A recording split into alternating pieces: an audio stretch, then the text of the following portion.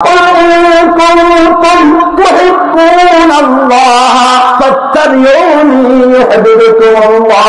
এ নবী, যারা নিজেদেরকে আশিক রাসূল দাবি করে, আল্লাহর মহব্বতের দাবি করে, মিথ্যা দাবি করে, আপনি তাদেরকে বলিয়ে দিন, কুল ইন কুনতুম তুহিব্বুন আল্লাহ, যদি তোমাদের ভালোবাসা আল্লাহর জন্য ভালোবাসতে চাও, আল্লাহকে ভালোবাসতে চাও, তোমাদের আল্লাহর ভালোবাসা প্রকৃত মহব্বত হয়ে থাকে, ফাত্তাবিউনি, হে নবী আপনি জানিয়ে দিন, ফাত্তাবিউনি, আমার অনুসরণ করা, রাসূলের অনুসরণ করো, ইউহিব্বুকুমুল্লাহ, তাহলে তোমাদেরকে আল্লাহ ভালোবাসবেন। কি মায়া নবীর অনুসরণ করতে বলেছেন, শুরু পর্যন্ত আর পরিষ্কার করে বলেছেন, মাইয়ুতির রাসূল ফাকাদ আতা আল্লাহ, যেই ব্যক্তি রাসূলের আনুগত্য করলো সে আল্লাহর আনুগত্য করলো। এত মায়া নবীর জন্য এইবারে তোমাদেরকে আমি বলতে চাই, এই নবী যখন উহুদের ময়দানে, যুদ্ধের ময়দানে নামলেন, লোহার পোশাক পরা আছে, বর্ম পরা আছে, আনেমাল সাবিগাত, লৌহ কর্ম করে নেমেছেন, ভালো করে আটকিয়েছেন, মাথায় লোহার হেলমেট আছে। দুশ্মন দেখলো কোন জায়গায় আঘাত করবো, আঘাত করার মতো কোনো জায়গা খুঁজে পাওয়া যায়নি, শক্ত তলোয়ার দিয়ে জোরে মাথায় আঘাত করলো, লোহার হেলমেট ভেঙে আল্লাহ নবীর গাল দিয়ে ঢুকে দাঁতের ভিতরে ঢুকে পড়লো। আল্লাহ নবীর দুটো দাঁত, মারির দাঁত পড়ে গেল, লোহাটা গালের ভিতরে রয়ে গেল। যুদ্ধ শেষ হওয়ার পরে একজন সাহাবী সেই লোহা বের করার জন্য দাঁত দিয়ে কামড় দিলেন, টান দিলেন, তার দুটো দাঁত পড়ে গেল, লোহা বের হয়ে চলে আসলো, মুখটা রক্তে রঞ্জিত হয়ে গেল। ও আশিকের রাসূল দাবিদাররা, ভালো করে শোনো, তোমার পায়ে তোমার যদি দাঁতে একটু যন্ত্রণা হয়, ব্যথা হয়, পাগল হয়ে যাও ডাক্তারের কাছে যাওয়ার জন্য। আর যে নবীরা তোমার জায়গাটা উল্লেখ করলাম, সেই নবী যখন এই যুদ্ধের ময়দানে নামলেন, তাকে উদ্দেশ্য করে একজন আঘাত করলো। আমি জিজ্ঞেস করতে চাই, তখন আল্লাহ দেখতে পাচ্ছিলেন কিনা? আল্লাহ দেখতে পাচ্ছিলেন কিনা? কি মায়া নবীর জন্য এত মায়া! লিয়াগফির লাকা আল্লাহু মা তাকাদ্দামা মিন যামবিকা ওয়া মা তাআখার। হে নবী, আপনার আগের পিছে সব গুনাহ ক্ষমা করে দিয়েছি। এত অগ্রিম ক্ষমা করা! সেই নবীকে যখন আঘাত করা হচ্ছে, আল্লাহ তাআলা দেখতে পাচ্ছিলেন। আল্লাহর ফিরাবার ক্ষমতাও ছিল, খুলেছিলেন কিনা? ফেরান নাই। প্রশ্ন হলো, কেন ফেরান নাই? তখন কি নবীর সঙ্গে সম্পর্ক কমে গিয়েছিল? আল্লাহ বলছেন, না না, মা ওয়াদ্দাআকা রাব্বুকা ওয়া মা কালা, আপনার রব আপনাকে ছেড়েও দেন নাই, আপনার প্রতি সন্তুষ্ট হন নাই। বলে তাহলে আমাকে এত মারলো, তুমি কেন ফিরাও নাই? ক্ষমতা করছিল। আল্লাহ রাব্বুল আলামিন জবাব দিচ্ছেন, আম হাসিবতুম আন তাদখুলুল জান্নাহ, আম হাসিবতুম আন তাদখুলুল জান্নাতা ওয়া লাম্মা ইয়াতিকুম মাসালুল লাযীনা খালাউ মিন ক্বাবলিকুম বাসাতুহুমুল বাসাউ ওয়াদ-দাররাউ ওয়া যুলজিলু হাত্তা ইয়াকুলার রাসূলু ওয়াল লাযীনা আমানু মা'হু মাতা নাসরুল্লাহ। ও মুসলিম, তোমরা ভালো করে শুনে রেখো, তোমরা মনে করেছো আমি জান্নাতে ঢুকে যাবে। বাপ দাদা মুসলমান, তুমিও মুসলমান, পরিবেশ মুসলমান, তুমিও মুসলমান, তাই পরিবেশের দোহাই দিয়ে মুসলিম হয়েছ। আবার যখন পরিবেশ চেঞ্জ হয়ে যায়, তখন তোমার ইসলাম চেঞ্জ হয়ে যায়। তোমার মেয়েরা হিন্দু ছেলের সঙ্গে ভালোবাসা প্রেমে লিপ্ত হয়।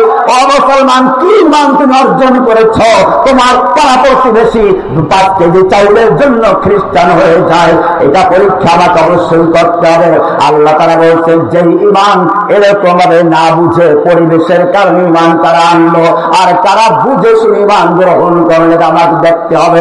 আমরা হাসিবতুম আন তাদখুলুল জান্নাহ, যে ঈমান বুঝে শুনে গ্রহণ করা হয়, যে ঈমান ত্যাগের বিনিময় আসে, সেই ঈমানের করে যত পরীক্ষা আসুক না কেন, স্বর্ণ যদি সুন্দর নারী গড়া হতে চায়, স্বর্ণ যদি অলঙ্কার হতে চায়, তাকে আগুনের পোড়া খেতে হয়, হাতির বাড়ি খেতে হয়, আগুনে গলিয়ে গলিয়ে সব হাতগুলো তাকে বিচ্ছিন্ন করা হয়, আলাদা করা হয়। ঠিক যারা আমার জান্নাতের মেহমান হতে চায়, জান্নাতের অলঙ্কার হতে চায়, আমি আল্লাহ তাদেরকে নিখাত করার জন্য আগুনে পোড়াবো।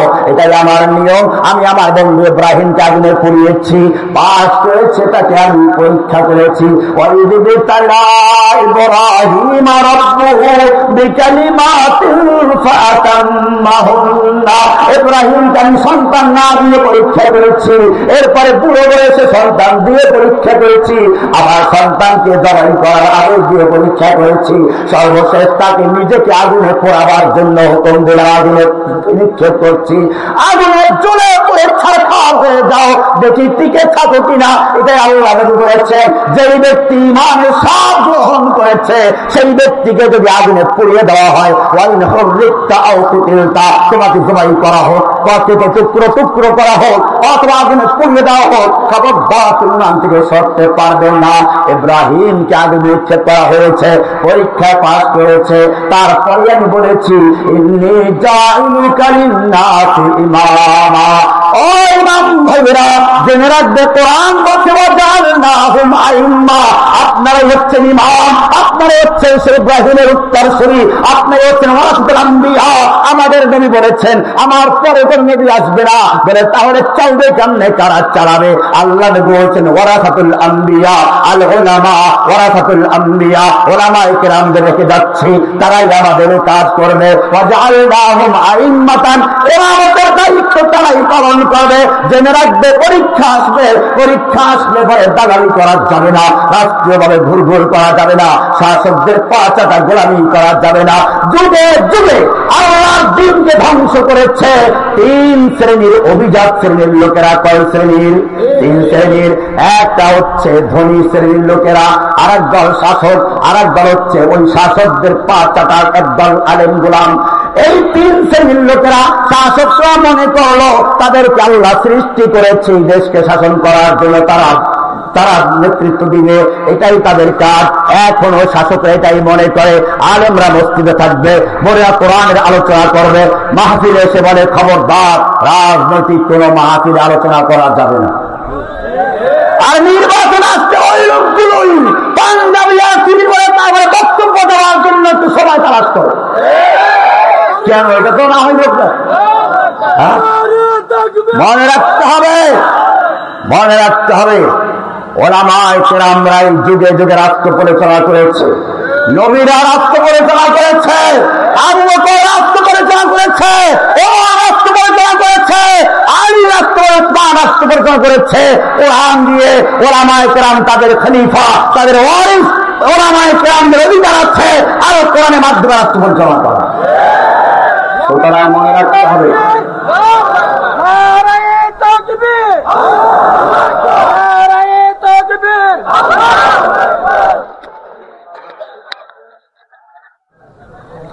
আল্লাহ সুবহানাহু ওয়া তাআলা নবী রাসূলদেরকে দায়িত্ব দিয়েছিলেন রাজনৈতিক এবং ধর্মীয় নেতৃত্ব দেওয়ার জন্য, কিন্তু এই নেতৃত্ব কিছু লোকে ছিনতাই করেছে।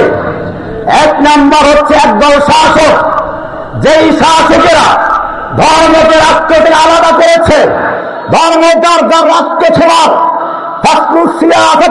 দিন ইসলাম এটা ছিল না।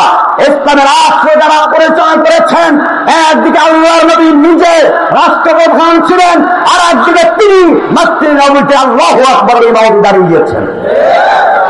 একদিকে আবু বকর খলিফাতুল মুসলিমিন ছিলেন, আর একদিকে তিনি মুসলিম উম্মাহর ইমামতি করার জন্য যেমন একদিকে খেলাফতের দায়িত্ব নিয়েছেন, আর একদিকে মসজিদে নববীর মেহরাবে দাঁড়িয়ে তিনি ইমামতি করেছেন।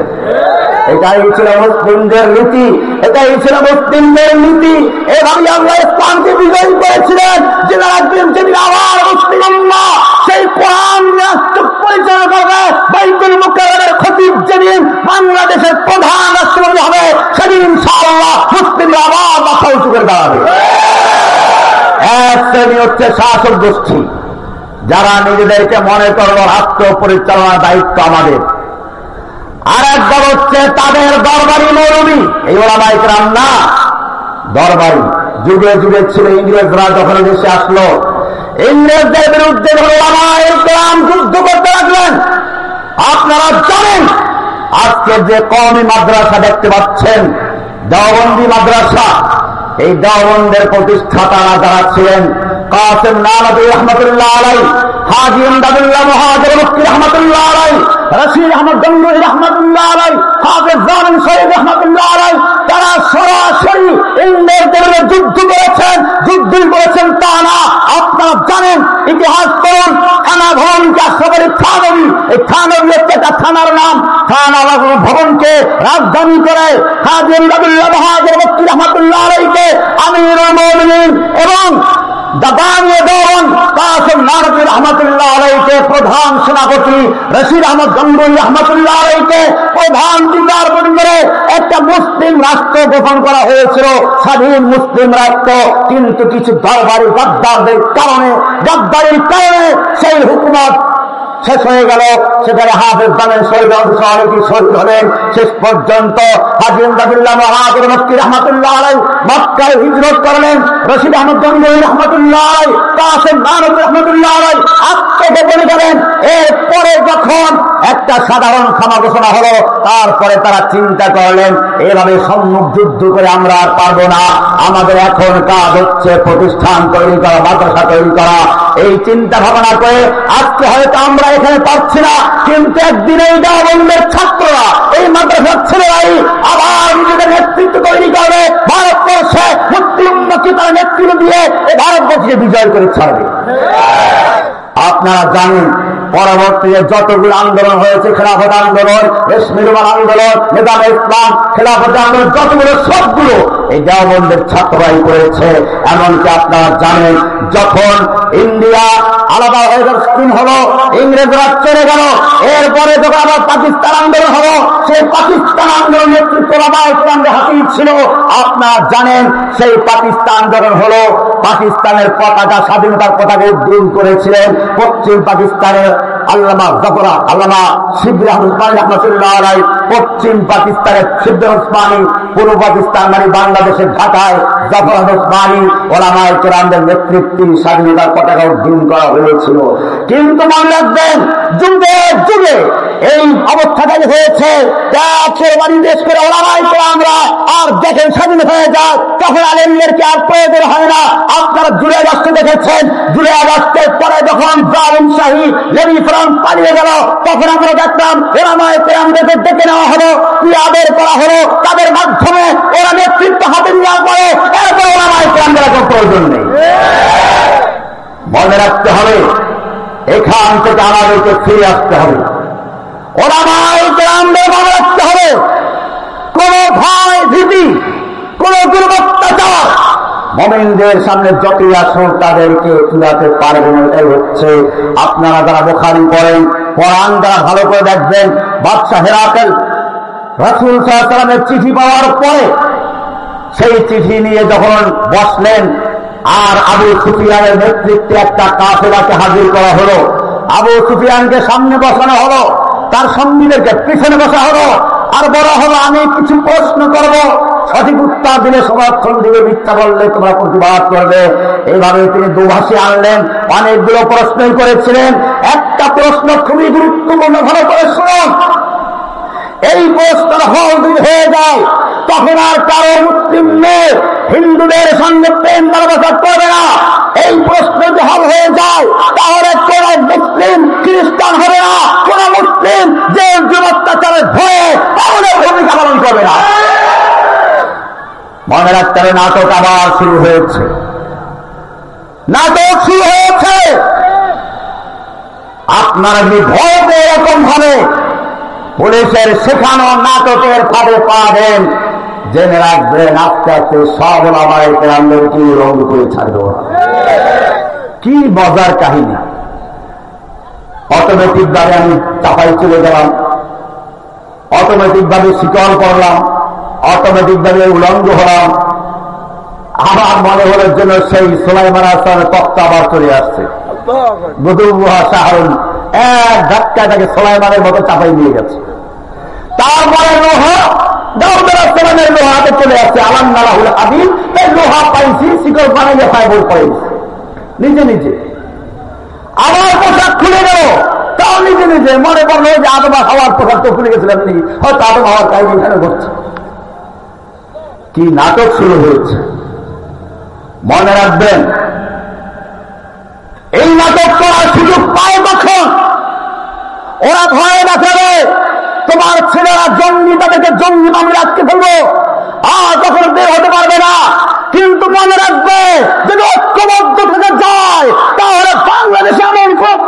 নেই, এমন কোন শক্তি নেই যে আমাকে আপনাকে জেলে ঢুকাতে পারে।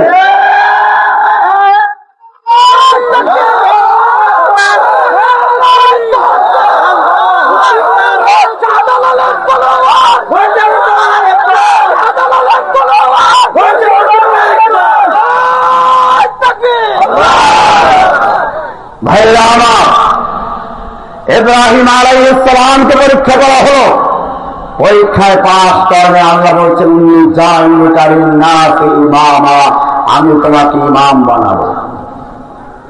সূরা কাসাসের শুরু দেখুন, সেখানেও বলা আছে অত্যাচার জুলুমের পরে আল্লাহ বলছেন ওয়ানুরিদু আন নামুন্না আলাল্লাযীনা ইসতুদঈফু, যাদেরকে এতদিন পর্যন্ত জুলুম অত্যাচার করা হয়েছে, নির্যাতিত নিপীড়িত করা হয়েছে, জেলবন্দি করে রাখা হয়েছে, কারাবন্দি করে রাখা হয়েছে, ওয়ানুরিদু, এখন সময় এসেছে আন নামুন্না আলাল্লাযীনা ইসতুদঈফু ফিল আরদ, যাদেরকে অত্যাচার করা হয়েছিল, দুর্বল করে তাদেরকে আমি সাহায্য করব, তাদের প্রতি অনুগ্রহ করব। এখান থেকে আল্লাহ তাআলা 5টা বিষয় উল্লেখ করেছেন। নেতৃত্বের কথা আছে, শুধু নেতৃত্বের কথাও না, আরো বলেছেন ফিরআউন ওয়া হামান ওয়া জুনুদ ওয়া মিনহুম মা কানু ইয়াহযারুন।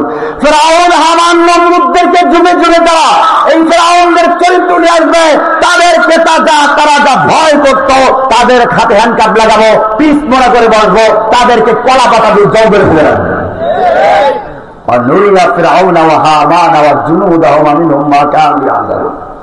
কাজে মনে রাখতে হবে পরীক্ষা আসবে, এই পরীক্ষা আসবে শিক্ষা দেওয়ার জন্য। আল্লাহ রাব্বুল আলামিন নবীকে তায়েফে মার খাওয়ালেন, ওহদের যুদ্ধে রামদান শহীদ করতে হচ্ছে।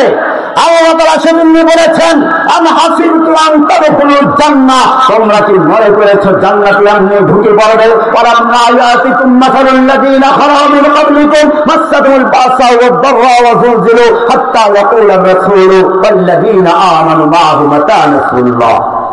সাহায্য আল্লাহর পক্ষ থেকে, সাহায্য ভারতের থেকে নয়, সাহায্য আমেরিকার থেকে নয়। কোরআন পরিষ্কার বলেছে আল্লাযীনা ইয়াত্তাখিযুনাল কাফিরিনা আউলিয়া মিন দুনিল মুমিনিন। হে ওলামায়ে কেরাম, ভালো করে শুনে রাখুন, কোরআনের প্রতিবিধান থেকে, কোরআনের বিশ্বাস থাকে, ভালো করে শুনুন। আল্লাহ তাআলা কান খুলে শোনার জন্য বলেছেন আল্লাযীনা ইয়াত্তাখিযুনাল কাফিরিনা আউলিয়া মিন দুনিল মুমিনিন, যারা মুমিনদেরকে বাদ দিয়ে কাফেরদের সঙ্গে বন্ধুত্ব করে, কাফেরদের সঙ্গে যারা আল-ওয়ালা করে, আল্লাহ বলছেন তারা কি সেই কাফের মুশরিকদের কাছে ইজ্জত চায়, সম্মান চায়, পাওয়ার চায়? কোন শক্তি, কোন সম্মানের মালিক আল্লাহ সুবহানাহু ওয়া তাআলা। ইজ্জত দেওয়ার মালিক কে? সম্মান দেওয়ার মালিক কে? পাওয়ার দেওয়ার মালিক কে? কুলিল্লাহুম্মা মালিকাল মুলক قل اللهم مالك الملك تؤتي الملك من تشاء وتنزع الملك ممن تشاء وتعز من تشاء وتذل من تشاء بيدك الخير إنك على كل شيء قدير। ক্ষমতা দেওয়ার মালিককে, ক্ষমতা ছিনিয়ে নেওয়ার মালিককে, ইজ্জত দেওয়ার মালিককে। আল্লাহ বলছেন মুমিনদের মাওলা হচ্ছেন কে? নির্বাচন আসলে একটা স্লোগান শুনে যায়, এই নেতা আছে, একজন বলে হ্যাঁ আছে, কোন সে নেতা, স্লোগান দেয়। আল্লাহ রাব্বুল আলামিন মুমিনদেরকে জানিয়ে দিয়েছেন যালিকা বিআন্নাল্লাহা মাওলাল্লাযীনা আমানু ওয়া আন্নাল কাফিরিনা লা মাওলা লাহুম। মুমিনদের মাওলা হচ্ছেন আল্লাহ, কাফেরদের কোনো মাওলা নেই, নরেন্দ্র মোদীর মাওলা নেই, দেশের কোনো মাওলা নেই, আমেরিকার মাওলা নেই, রাশিয়ার মাওলা নেই, চায়নার মাওলা নেই, দুনিয়ার কোনো মাওলা নেই। মাওলা আছে কাদের? যালিকা বিআন্নাল্লাহা মাওলাল্লাযীনা আমানু, মুমিনদের মাওলা কে?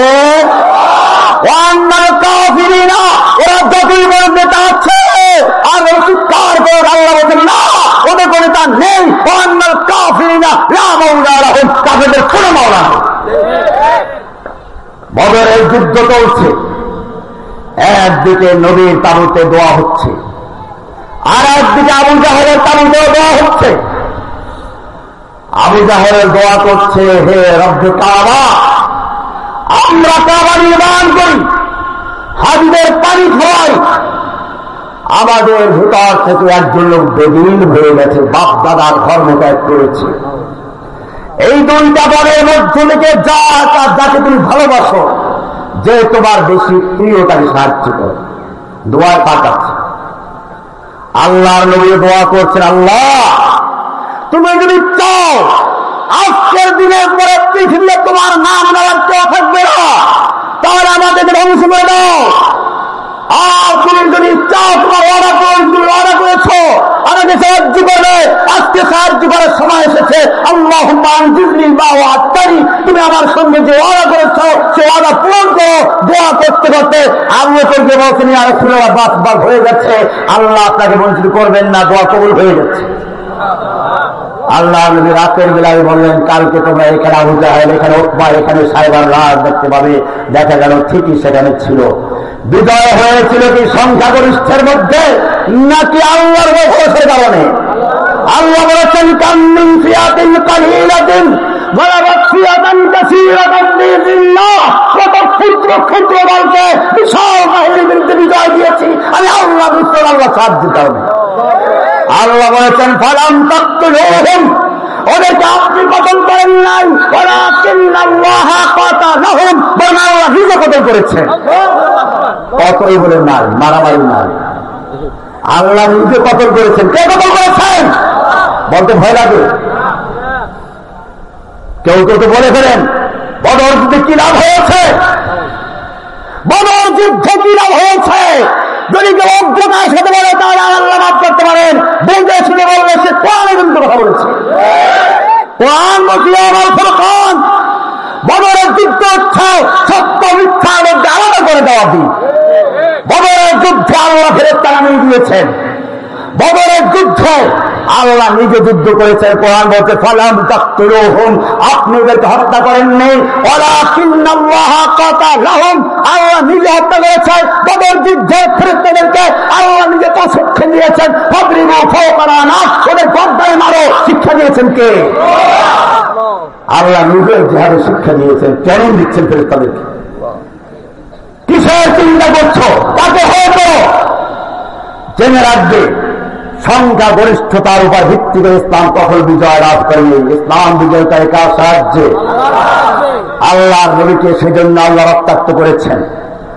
ওদের যুদ্ধ চলছে, হাদিস পরে দেখবেন একজন যুবক গিয়ে বলছে, ইয়া রাসূলুল্লাহ, এই আমার যৌবন, এ আমার বাহু, এ আমার চেহারা, এ আমার সুন্দর চেহারা যৌবন, আমি যদি আল্লাহর রাস্তায় যুদ্ধ করতে করতে শহীদ হয়ে যাই, আমার জন্য কি পুরস্কার রয়েছে? আল্লাহ নবী বলছেন, জান্নাত। ছোট জান্নাত।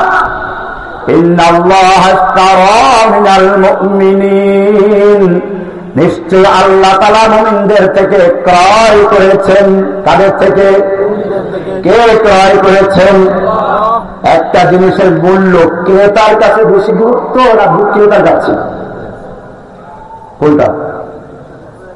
আরে ভাই, বিক্রেতার যদি জিনিসটার প্রয়োজন থাকে বিক্রি করে কেন? ওটার দরকার নাই, তার টাকা দরকার। টাকার গুরুত্ব জিনিসের চেয়ে বেশি, আর ক্রেতার জিনিসটার গুরুত্ব বেশি। এখানে দেখুন আয়াতে কি বলছে, আল্লাহ বিক্রয় করেন না, আল্লাহ কিনে নিয়েছেন। ইন্নাল্লাহা আশতারা, নিশ্চয় আল্লাহ ক্রয় করেছেন। ক্রেতা হচ্ছেন কে? বেচা কিনা করতে গেলে চারটা জিনিস দরকার। কটা জিনিস দরকার? একজন বিক্রেতা, একজন ক্রেতা, একটা পণ্য, একটা মূল্য। কটা জিনিস হলো?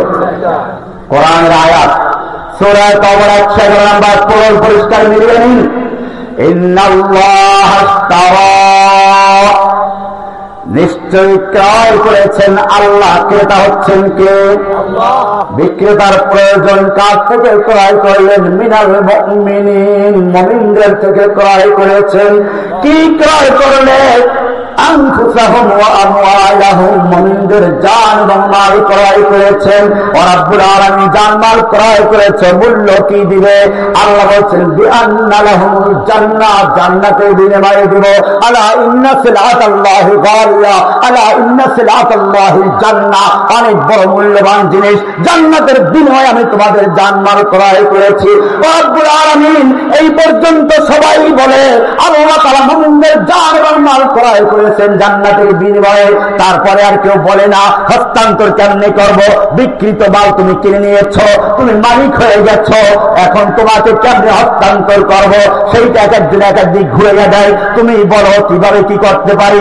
আল্লাহ রাব্বুল আলামিন বলছেন ইউকাতিলুনা ফী সাবিলিল্লাহ, তারা আল্লাহর রাস্তায় লড়াই করে, যুদ্ধ করে, মারামারি করে। ফায়াকতুলুনা ওয়া ইউকতালুন, তারা মারে আর মরে। কি করে? আগে মারে, ফায়াকতুলুনা, তারা মারে, ওয়া ইউকতালুনা, তারপরে তারা মরে। ওয়াদান আলাইহি হাক্কান ফিত তাওরাতি ওয়াল ইনজিল ওয়াল কুরআন, জমি ক্রয় করতে গেলে জমি ঠিক আছে কিনা, এজন্য তুমি ব্রিটিশ আমলের দলিল দেখো, পাকিস্তান আমলের দলিল দেখো, বাংলাদেশ আমলের দলিল দেখো, আর CSSA এইরকম 3টা দলিল যাচাই করে নির্বিঘাত জমি তুমি বাছাই করো। আল্লাহ রাব্বুল আলামিন বলছেন আল্লাহ তোমাদের জান এবং মাল ক্রয় করেছেন, জান্নাতের বিনিময়ে তোমাদেরকে 3টা দলিল দিচ্ছি। কয়টা দলিল? ইউকাতিলুনা ফী সাবিলিল্লাহি ফায়াকতুলুনা ওয়া ইউকতালুন, ওয়াদান আলাইহি হাক্কান ফিত তাওরাত, এই ওয়াদা আছে তাওরাতে ব্রিটিশ আমলের দলিল, ওয়াল ইনজিল পাকিস্তান আমলের দলিল, ওয়াল কুরআন কোরআনে আছে ওয়াদান আলাইহি হাক্কান ফিত তাওরাতি ওয়াল ইনজিল ওয়াল কুরআন ওয়া মান আওফা বিআহদিহি মিনাল্লাহ। এখন সন্দেহ করো আল্লাহর চেয়ে বেশি ওয়াদা পূরণ করার কি আছে? ফাস্তাবশিরু বিবাইইকুমুল্লাযী বায়াতুম বিহি, তোমরা আল্লাহর সঙ্গে যে ব্যবসা করেছ, এই ব্যবসা করে তখন আনন্দিত হও, খুশি হও। ওয়াযালিকা হুয়াল ফাওজুল আযীম, যুবক খুশি হয়ে গেল, বাহ এত সুন্দর শহর, জান্নাত যাওয়া যাবে। যুদ্ধ করতে গেলে শক্তির একটু প্রয়োজন আছে, ফলের ভেতর থেকে কয়েকটা খেজুর বের করলেন, 2-3টা খেজুর খেয়ে তারপরে বাকিগুলো ছুঁড়ে মারলেন আর বললেন এতগুলো খেজুর খেতে খেতে আমার অনেক দেরি হয়ে যাবে, আমার জান্নাতে যেতে অনেক দেরি হয়ে যাবে। তলোয়ার নিয়ে যুদ্ধের ময়দানে ঝাঁপিয়ে পড়লেন, যেদিকে যাচ্ছে রাসূল স্তূপ বানিয়ে দিচ্ছে, কালো মেঘের ভিতরে যেরকম পূর্ণিমা চাঁদ ঢুকে যায়, যুবক সেরকম ভাবে কাফেরদের ভিড়ের ভিতরে ঢুকে পড়েছে। সাহাবায়ে কেরাম ডাক দিলেন, যুবক তুমি তো কাফেরদের ভিড়ের ভিতরে ঢুকে পড়েছ, ফিরে আসো। যুবক তাকালো, চেহারায় রক্ত থেকে মুক্তি আসি আর বলছে আমার ভাইয়া আমাকে যেতে দাও, আমি ওদের পাহাড়ের দিক থেকে আল্লাহ জান্নাতের সুগন্ধি নাকের ভেতরে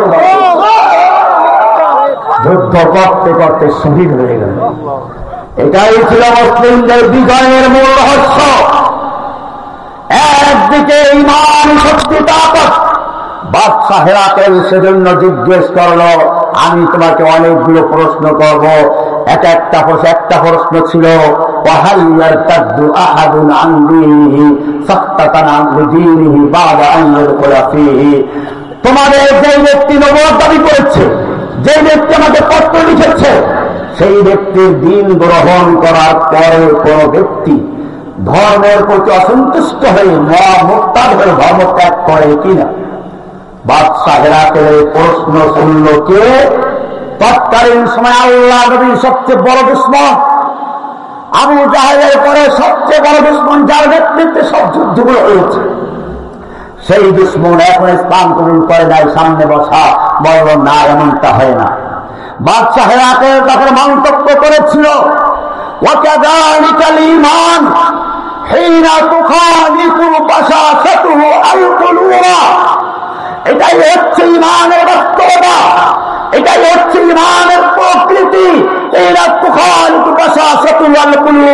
যখন ঈমানের মাধুর্যতা, ঈমানের প্রকৃতি মজবুতি, ইমানের সাথ, ইমানের তৃপ্তি কারো অন্তরের সঙ্গে মিশে যায়। চিনি যেরকম পানির সঙ্গে মিশে যায়, এরকম যদি ইমান কারো অন্তরের সঙ্গে মিশে যায়, সেই ইমানের সামনে যত ভয় ভীতি জুলুম নির্যাতন কারা নির্যাতন হত্যা পর্যন্ত হোক, আগুনে পুড়িয়ে দেওয়া হোক, কখনো তাকে চুল পরিমাণ ইমান থেকে সরাতে পারে না।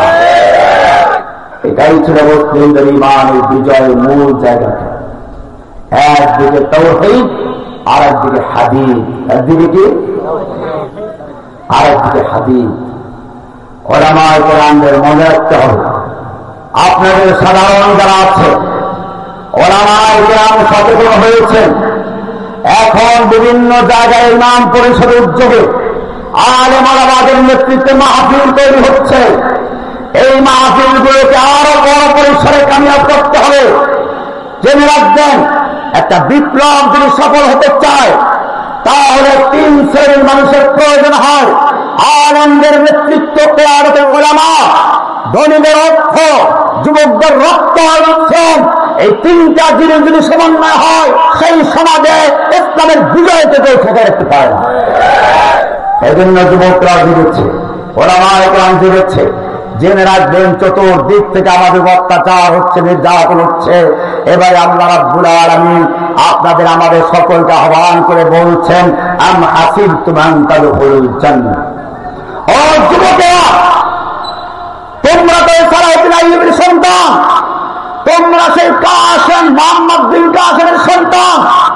রাজা দাউদের কারাগারে 2জন মেয়েকে বন্দী করে নির্যাতন করা হচ্ছিল।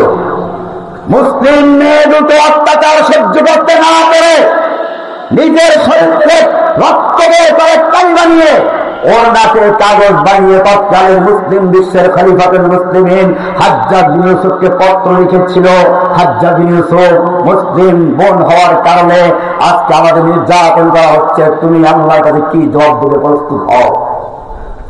হাজ্জাজ বিন ইউসুফ ইসলামী ইতিহাসে জালিম শাসক। তারপরে তার ঘুম হারাম হয়ে গেল, খাবার বন্ধ হয়ে গেল। আপন ভাতিজা মুহাম্মদ বিন কাসেম ছেলে যুবককে ডেকে বলল, যাও, যত অর্থের প্রয়োজন, অর্থের প্রয়োজন নিয়ে যাও, আমি চাই ওই 2টা বোনকে মুক্ত করতে হবে, সঙ্গে সঙ্গে রাজা দাহিরকে উৎখাত করতে হবে। যদি বিজয় লাভ করতে পারো বিজয় লাভ করবে, নতুবা শহীদ হয়ে ফিরে আসার চিন্তা করো না। ইতিহাস সাক্ষী, আপনারা জানেন মুহাম্মদ বিন কাসেম রাহমাতুল্লাহ আলাইহি ভারতবর্ষে আসলেন এবং রাজা দাহিরকে উচিত শিক্ষা দিয়ে শুধু মুসলিম 2টা বোনকে উদ্ধার করেন নাই, গোটা ভারতকে বিজয় করে ছেড়েছিলেন। আমি জিজ্ঞেস করতে চাই, বর্তমান যুগের যত রাজা দাহির রয়েছে তার বিরুদ্ধে যদি প্রয়োজন হয় মুহাম্মদ বিন কাসেম হয়ে বাইরে নামাজ তৈরি আছে কিনা?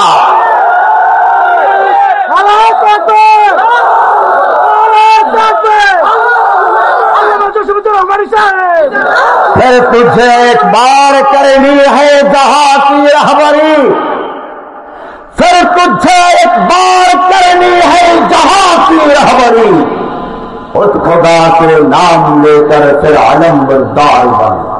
बाधा আসবে, মনে রাখবে, খাঁচায় পাখি পালে মানুষ, যেই পাখির গলায় আওয়াজ আছে, অথবা চেহারা সুন্দর আছে, ময়ূর পাখি, তোতা পাখি, টিয়ে পাখি, কাউয়া কোনদিন খাঁচায় পারে না। ঠিক তেমনি ভাবে যাদের ভেতরে ঈমান আছে, যাদের চেহারা ঈমানের আছে, যুগে যুগে জালেমরা তাদেরকে অত্যাচার করেছে, নির্যাতন করেছে, কারাবন্দী করেছে, এজন্য ভয় করে চলবে না। তুমি একবার বলেছে, তুমিয়ে বাদ মুখালিফ সে না ঘবরায়ে ওকাফ, ये तो चलती है तुझे ऊंचा उड़ाने के लिए, तो शाहीन है परवाज है काम तेरा, तेरे सामने आसमां भी है। আল্লাহ তোমাকে আহ্বান করছেন, হে যুবকেরা, তোমাদের কি হলো? তোমরা লড়াই করছো না, যুদ্ধ করছে না, কিতাল করছে না। ওই সমস্ত অসহায় নারী পুরুষ আর মহিলাদের মুক্তির জন্য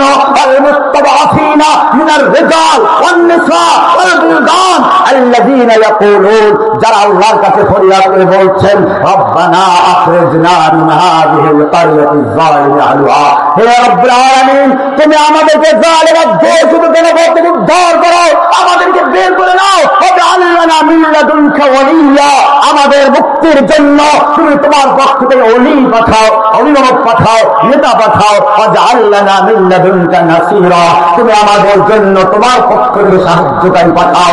এই আহ্বান আজকে ফিলিস্তিন থেকে, কাশ্মীর থেকে, এই আহ্বান আজকে আরাকান থেকে, এই আহ্বান আজকে বাংলাদেশের পথে কানাডা থেকে।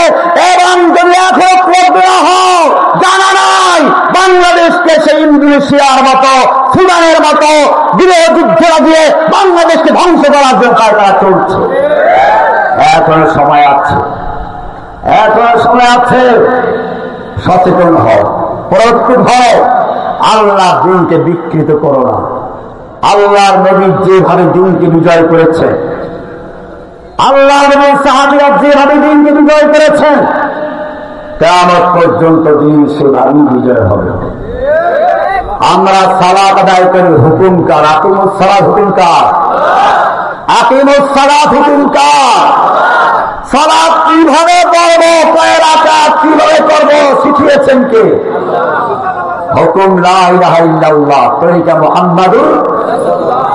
সিয়াম পালন করো প্রতিবার, এইটুকু সিয়াম হুকুমটা কার? সিয়াম কিভাবে পালন করবো তরিকা কার? মুহাম্মাদুর রাসূলুল্লাহ। হজ করবো, লিল্লাহি আলান নাসি হিজ্জুল বাইতি মান ইসতাতা ইলাইহি সাবিলা, হুকুম কার? হজ কেমনে করবে তরিকা কার? মুহাম্মাদুর রাসূলুল্লাহ। সব যদি বোঝা যায়, এইখানে কেন বুঝো না? আকিমুস সালাত হুকুম কার? দিন কায়েম করা আকিমুদ্দিন, আনাকিমুদ্দিন হুকুম কার? দিন কায়েম করে হুকুম কার? দিন কায়েম করাতে তরিকা হবে কার? রাসূলের তরিকা। লাকাদ কানা লাকুম ফি রাসূলিল্লাহি, রাসূলের তরিকার মধ্যে গণতন্ত্র, ভোট, জোট এই সমস্ত নাই। আছে কিতাব, আছে রাত, আছে তৈরি হওয়া। তাই জন্য তোমাকে বলছিল এখনই দুটা ফটকা দিয়ে পড়ে দাও। কোরআন বলছে পাওয়ার অর্জন করো, শক্তি অর্জন করো। শক্তি যদি থাকে, তুমি রাস্তা দিয়ে হেঁটে গেলে রাস্তা দুভাগ হয়ে যাবে, রাস্তা ফাঁকা হয়ে যাবে, ভয়ে থরথর করে কাঁপবে। আর ভয় নাই, তুমি চিল্লাইলেও তোমার জন্য তো রাস্তা ফাঁকা করবে না। আমরা চিল্লাই, 70 বছর ধরে ফিলিস্তিনে চিল্লাইছি, কাশ্মীরে চিল্লাচ্ছি, কোন লাভ নেই। পাকিস্তান যেদিন পারমাণু বোমা তৈরি করলো, সেদিন ইন্ডিয়া ভয় পেয়ে গেছে।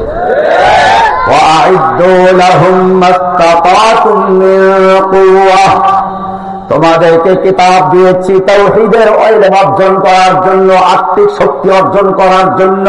গোলামিয়ার থেকে মুক্ত হও, গোলামি করার চিন্তা বাদ দিয়ে নেতৃত্ব দেওয়ার জন্য নিজেকে তৈরি করো, কিতাবের মাধ্যমে এটা তৈরি করো। আর তোমাদেরকে লোহা দিয়েছি, পাওয়ার অর্জন করো, শক্তি অর্জন করো। ইলাহুল আলামিন কি শক্তি অর্জন করবো? আল্লাহ নবী ব্যাখ্যা দিচ্ছেন, আলা ইন্নাল কুওয়াতার রামি, আলা ইন্নাল কুওয়াতার রামি। নিক্ষেপ করা শিখো, নিক্ষেপ করা শিখো। কি নিক্ষেপ করা শিখবো? তুমি তো ওই সময় তীর তরবারি আর বর্ষা নিক্ষেপ করা ছিল, তা উল্লেখ করনি। না, আমি কেন উল্লেখ করবো? আমি তো ওই সময়ের জন্য রাসূল নই। আমি তো ওয়া মা আরসালনাকা ইল্লা রাহমাতাল লিল আলামিন ওয়ালাকিন রাসূলুল্লাহি ওয়া খাতামান নাবিয়্যিন। কিয়ামত পর্যন্ত নিক্ষেপ করার মধ্যে ক্ষেপণাস্ত্র নিক্ষেপ করা চলবে, পারমাণবিক বোমা নিক্ষেপ করা চলবে। ফিহি বাসুন শাদীদ, আমি তোমাকে লোহা দিয়েছি। বাসুন শাদীদুন, প্রচন্ড ক্ষমতা আছে।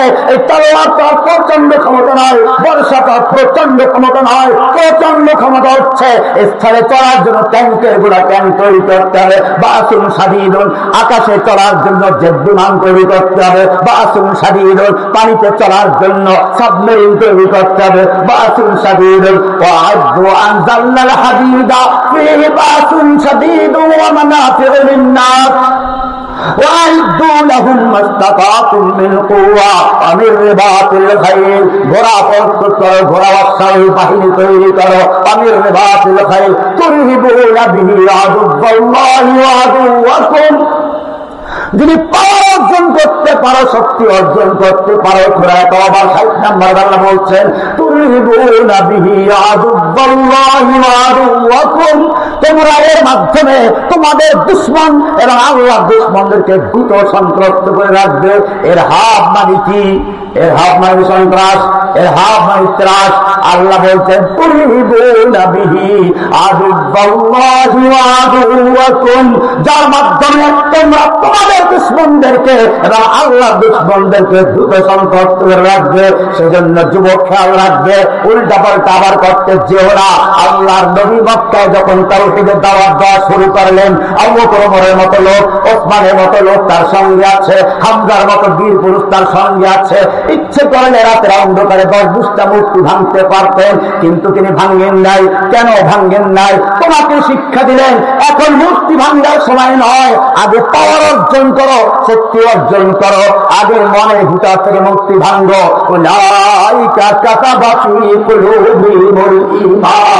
যদি মক্কার মধ্যে দুর্বল হও, তুমি তাওহীদের দাওয়াত দাও, অন্তরের মূর্তি ভেঙে চুরমার করে দাও, তারপরে তুমি যুবকদের তৈরি করো, অস্ত্র তৈরি করো। এর পরে তোমাকে আর মূর্তি নিজের ভাঙতে হবে না, ওরা নিজেরাই মূর্তি ভাঙবে। মূর্তির বিরুদ্ধে ঘৃণা তৈরি করো, তাওহীদের সবক অর্জন করো। অন্তরে যদি তাওহীদ বসাতে পারো আর মূর্তির বিরুদ্ধে ঘৃণা তৈরি করতে পারো, তাহলে মূর্তি ভাঙতে কতটুকু সময় লাগে দেখো নাই? সারা দেশে মূর্তি বসানো হলো, রাস্তার পাশের মূর্তি, অফিসের মূর্তি, রেডিও টিভিতে মূর্তি।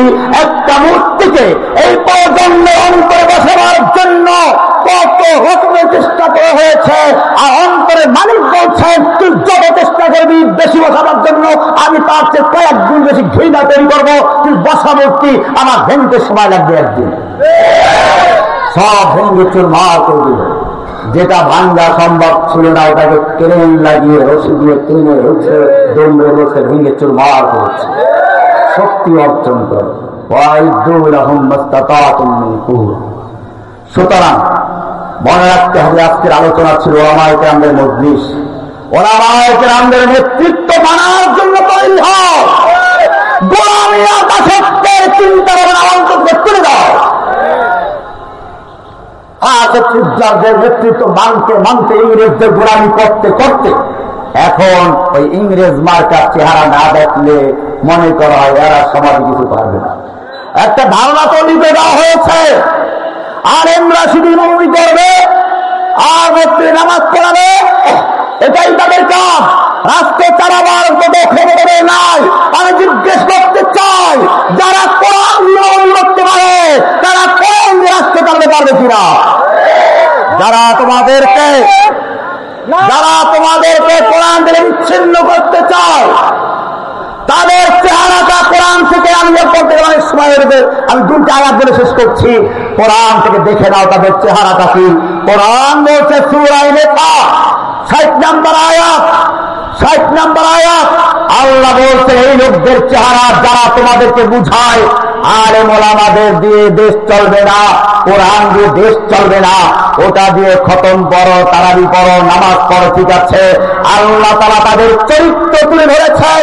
কোরআন বলছে আমান তারা ইলাল্লাযীনা ইয়াযুমুনা আন্নাহুম আমানু বিমা উনজিলা ইলাইকা ওয়া মা উনজিলা মিন ক্বাবলিক। হে নবী, আপনি তো ওই সমস্ত লোকদেরকে দেখেননি ইয়াযুমুনা, যারা দাবি করে আন্নাহুম আমানু বিমা উনজিলা ইলাইকা ওয়া মা উনজিলা মিন ক্বাবলিক, আপনার প্রতি নাযিলকৃত কিতাবের উপর ঈমান এনেছে, আপনার পূর্বের সমস্ত কিতাবের প্রতি ঈমান এনেছে, আপনার কিতাব সব মানি।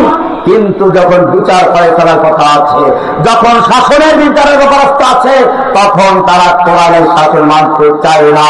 ইউরিদুনা আইয়াতাহাকামু ইলাত তাগুত, তখন তারা তাগুতের আদালতের বিচার ফয়সালার জন্য চায়। তারা মনে করে কোরআন দিয়ে বিচার ফয়সালা চলবে না, কোরআন দিয়ে দেশ চলে না, এটা দিয়ে জিন ছাড়ানো যায়, এটা দিয়ে পানি পড়া দেওয়া যায়, এটা দিয়ে মানুষ মারলে খতম করা যায়, এটা দিয়ে বেশি থেকে বেশি রমজান মাসে তারাবি করা যায়। এই কোরআন ঠিক আছে, মানি আসমানি কিতাব শাসনের জন্য যোগ্য নয়। আল্লাহ বলছেন ইরিদুনা আইয়াতাহাকামু ইলাত তাগুত ওয়া ক্বাদ উমিরু আন أن يكفروا ويريد الشيطان أن يضلهم ضلالا بعيدا এরপরে 61 নম্বর আয়াত আল্লাহ তাআলা তাদের চরিত্র স্পষ্ট করে দিয়েছেন, মুখোশ খুলে দিয়েছেন। আল্লাহ বলছেন وإذا قيل لهم تعالوا إلى ما أنزل الله وإلى الرسول, যখন এই লোকগুলোকে বলা হয় আসো আল্লাহর কিতাবের দিকে আসো, وإلى الرسول রাসূলের সুন্নাহর দিকে আসো, কোরআন সুন্নাহ দিয়ে রাষ্ট্র পরিচালনা করি, তুমি তো দাবি করো কোরআন মানো, রাসূলকে ভালোবাসো, আসো তাহলে কোরআন দিয়ে রাষ্ট্র চালাই, রাসূলের সুন্নাহ দিয়ে রাষ্ট্র চালাই।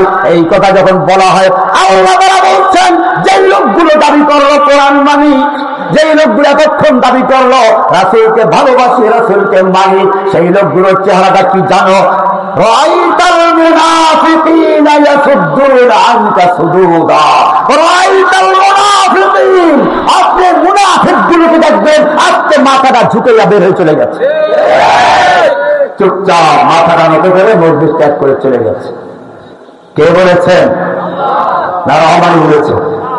সূরা নিসা 61 নম্বর আয়াত। এইবারে আল্লাহ রাব্বুল আলামিন এই লোকগুলোর চরিত্র ভালো করে তুলে ধরেছেন। একটু সামনে যে 65 নম্বর আয়াত বলছেন ফালা ওয়া রাব্বিকা লা ইউমিনুন فلا وربك لا يؤمنون حتى يحكموك فيما شجر بينهم। হে নবী, ওই লোকগুলো যতই দাবি করুক তারা আপনার প্রতি নাযিলকৃত কিতাব মানে, আপনাকেও ভালোবাসে, আসমানি কিতাব সব মানে, যতই দাবি করুক না কেন, ফালা রাব্বিকা লা ইউমিনুনা, আপনার রবের কসম তারা মুমিন নয়, হাত্তা ইউহাক্কিমুকা ফীমা শাজারা বাইনাহুম, যতক্ষণ পর্যন্ত তাদের পারস্পরিক মামলা মোকদ্দমার ক্ষেত্রে আদালতে, সংসদে, সব জায়গায় আপনার কাছে বিচার না আসবে, কোরআন সুন্নাহর বিচার প্রতিষ্ঠিত না হবে। ثم لا يجدوا في أنفسهم حرجا مما قضيت, অতঃপর আপনি যে বিচার করবেন, কোরআন সুন্নাহ যে শাসন দিবে, যে বিচার দিবে, ফয়সালা দিবে, এই ব্যাপারে তাদের মনের মধ্যে কোন রকম দ্বিধাদ্বন্দ্ব থাকবে না, সংশয় থাকবে না, খুঁতখুঁতি থাকবে না, ওয়ায়ুসাল্লিমু তাসলিমা, সম্পূর্ণভাবে মেনে নিবে, না নেওয়া পর্যন্ত মুমিন হতে। পরিষ্কার হয়ে গেল, যারা কোরআন থেকে রাষ্ট্রকে আলাদা করতে চায় তাদের নাম আল্লাহ কি দিয়েছেন? তাদের নাম কি দিয়েছেন? সূরা নিসা 61 নম্বর আয়াত। আল্লাহ সুবহানাহু ওয়া তাআলা আমাদেরকে উলামায়ে কেরামদের নেতৃত্বে, যুবকের স্লোগান, তথ্যের বিনিময়ে, ধনীদের অর্থের সমন্বয়ে এই জমিনে দিনকে বিজয়ী করা তৌফিক দান করুন, আমিন। আজকে এই মাহফিল উলামায়ে কেরামদের নেতৃত্বে আজকে যে গঠন হলো, আল্লাহ তাআলা দেশের উলামায়ে কেরামদেরকে, এই অঞ্চল উলামায়ে কেরামদেরকে ঐক্যবদ্ধভাবে আরো সুন্দর করে জনগণকে নিয়ে মাঠে কাজ করা তৌফিক দান করুন, আমিন। জনগণকে বলবো আপনারাও এই ইমামদের সঙ্গে থাকবেন, আর্থিকভাবে সাহায্য করবেন, অর্থ দিয়ে, শ্রম দিয়ে, সমর্থন দিয়ে। আল্লাহ তাআলা আমাদের সকলকে বলবেন, আমিন। আসসালামু আলাইকুম ওয়া রাহমাতুল্লাহি ওয়া বারাকাতুহু।